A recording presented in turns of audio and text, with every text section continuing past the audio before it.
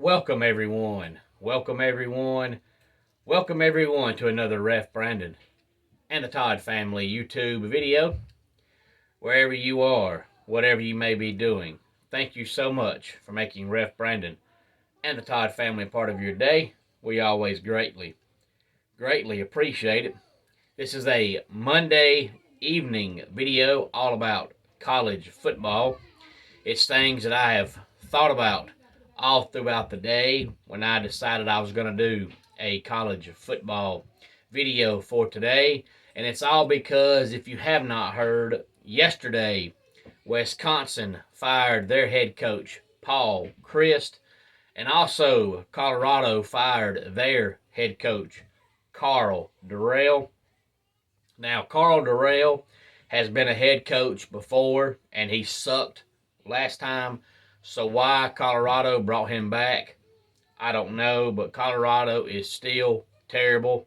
The reason why they did not make my top 10 list from last week, which, by the way, if you have not watched it, go back and watch it, but it was the worst top 10 college football teams as of right now. I didn't put Colorado on the list only because of the fact that Karl Dorrell's their coach, and I think he's terrible. I actually think they're better off without him, but with the talent they have, it's going to be a long time before they're any good. But they're not Karl Dorrell bad, but they're bad. But I mentioned a few weeks back, I believe it was 2 weeks ago, that I wouldn't be surprised if Paul Chryst was on the chopping block by the end of the season. I didn't think it would come that soon. The only reason it did is because, if you do not know, Wisconsin played Illinois on Saturday, and they didn't just lose or get beat. They got dominated. And the reason why he got fired because of that loss is because they played Illinois. Well, Illinois is coached by Brett Bielema, who used to coach at Wisconsin.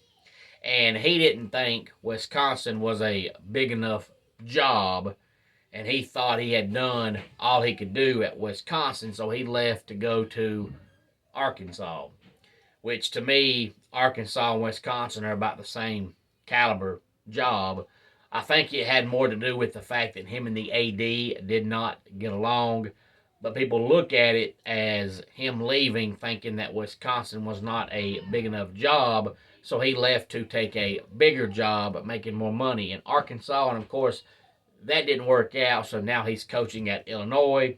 He comes back to Madison on Saturday, and Illinois destroys Wisconsin. So Wisconsin looked at it as, man, you just got beat by a coach who left this program thinking we weren't big enough, and you let him come back here with a smaller school and beat you by 20 plus points. So you're gone. But his overall record was 67-26, which is absolutely amazing. That's over 9 wins a year because he became their head coach in 2015, and that includes the 2020 season when they only played 7 games. Otherwise, he might be averaging 10 wins a year, which at Wisconsin is great. He had 3 straight 10-plus win seasons in 2016, 2017, and 2018. But after that, they've pretty much came back down to earth. Wisconsin's never going to be able to be a legit 10-win team consistently every year until they catch up with modern football.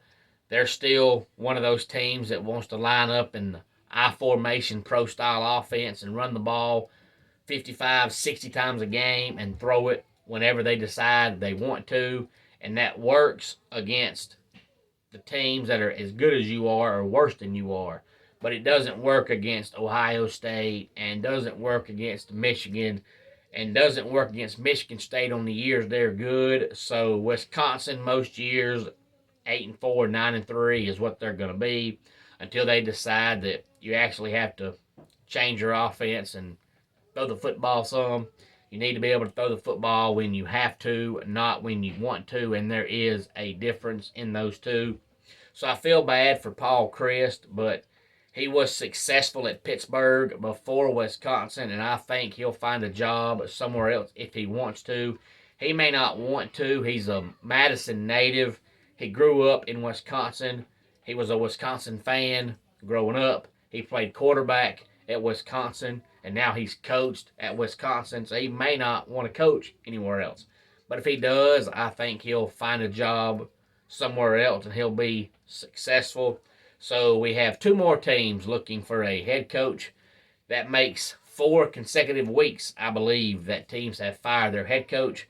And there might be a 5th one this week, because I think if Auburn gets destroyed by Georgia Saturday, which I think they will, I think they'll fire Brian Harsin Sunday morning.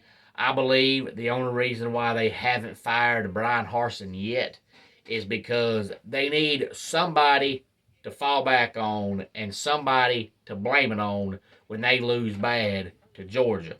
If they would have fired Brian Harsin 3 weeks ago, they would have nobody to blame because they don't have a current athletic director. So there's nowhere else to turn to and nobody else to blame if Georgia blows their doors off. So I think if Georgia does blow their doors off, I think Brian Harsin gets fired Sunday morning. But we know that Auburn has a history of giving coaches these ridiculous contracts they don't need.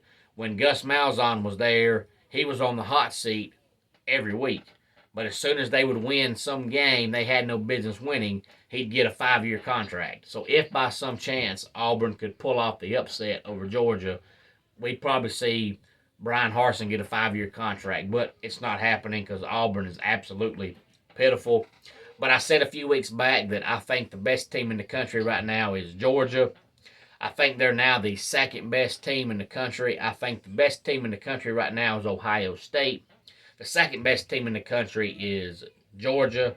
The 3rd best team in the country is Clemson. And the 4th best team in the country is Alabama. That's my top 4 right now as we speak on this Monday night. All you wrestling fans here on the channel, enjoy Monday Night Raw tonight. As always, leave your thoughts in the comment section. I always enjoy reading your thoughts and comments, suggestions, ideas, any of that good stuff. The reason why Georgia dropped to number 2 is, 1 is because Ohio State's just playing better than they are right now, but number 2 is Georgia has struggled back-to-back weeks. Them struggling versus Kent State was no big deal. Every team has that one game where you just don't play the way you should play. But then they turn around Saturday and done it again against Missouri. So now that's 2 straight weeks. They just have not played good at all. So Ohio State playing as good as they have bumps them up to number 1. I think Clemson's 3rd right now only because I don't know how long Bryce Young will be out. If Bryce Young is back this week, then I'll say Bama is 3, Clemson's 4. But as of right now, not knowing, I'll say Clemson 3 and Alabama 4. But that's my top 4. The only thing about Ohio State is they need to start looking at life without Jackson Smith and Jigba.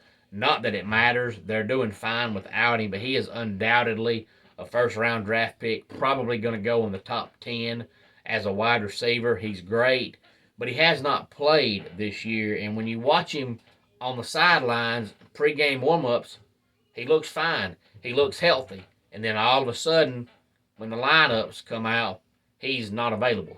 So I'm starting to think he's not going to play this year. But they have 145 wide receivers, so I don't think it matters. But I think they need to start looking at Jackson Smith and Jigba not playing this year. I say if he's not back by the end of the month, he won't play this year, especially when he's on the sidelines warming up and looks fine. And then all of a sudden, for some odd reason, he ain't playing. Any thoughts on any of this, please feel free to let me know. Until next time, it's Ref Brandon saying, just like in pro wrestling, life can be over by the count of 3. Tell your friends and family how much you love them. Bye.